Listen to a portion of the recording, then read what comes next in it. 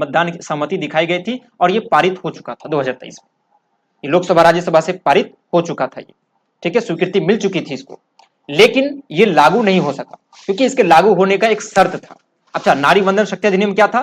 तो इस अधिनियम में महिलाओं को लोकसभा में, इस अधिनियम द्वारा महिलाओं को लोकसभा में कितना परसेंट आरक्षण देना था? महिलाओं को 33% आरक्षण देना था। मतलब महिला की भी भागीदारी अब लोकसभा में होगा, ठीक है।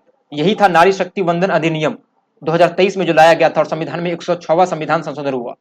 इसमें यह बात कही कि लोकसभा में महिलाओं को 33% आरक्षण मिलेगा, लेकिन इसको लागू नहीं किया गया। इसको लागू होने का एक शर्त था, और वो शर्त क्या था कि परिसीमन के बाद, जब लोकसभा और विधानसभा क्षेत्र की सीमा का निर्धारण होगा, इसके बाद ही जो है ये अधिनियम जो है ये प्रभावी होगा, ये अधिनियम लागू होगा।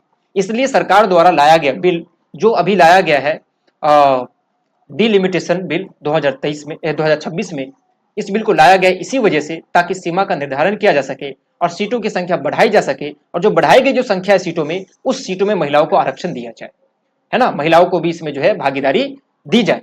लेकिन विपक्षों द्वारा इसका क्या किया गया? विरोध किया गया। उनका मानना है कि सरकार जो है महिलाओं को आरक्षण कहां दे रही है, बल्कि उस आरक्षण तो तब होता जब 543 सीट में से ही जिस सीट पर पुरुष बैठे उसी में से महिलाओं को भी 33% आरक्षण दिया जाता। लेकिन सरकार ऐसा नहीं कर रही है। सरकार चाहती है कि हमारी कुर्सी भी बची रहे और साथ में हम सीटों को बढ़ाकर अपने हित के अकॉर्डिंग हम सीटों जो है सीमाओं का निर्धारण करें, अंकन करें, और इस प्रकार से हम महिलाओं को जो है एक प्रकार से न्याय दे दें। लेकिन विपक्षों का कहना है कि बिल्कुल न्याय नहीं हुआ। अगर आप महिलाओं को न्याय देना चाहते हैं, आरक्षण देना चाहते हैं, तो आप उसी 543 सीट में से महिलाओं को 33% आरक्षण दीजिए, तब जो है समझा जाए कि आप महिलाओं के हित की बात कर रहे हैं। आप तो उस सीटों में से महिलाओं को ना देकर बल्कि आप सीटों की संख्या बढ़ा रहे हैं, जो कि आप अपने हित में ये सब कर रहे हैं। तो यही था डिलिमिटेशन बिल 2026, जो कि अभी संसद में पेश हुआ था और ये अभी पारित नहीं हो सका, ये विफल हो गया। तो थैंक यू, उम्मीद है कि ये समझ में आया होगा। मिलते हैं अब नेक्स्ट वीडियो में, तब तक के लिए bye bye, have a nice day.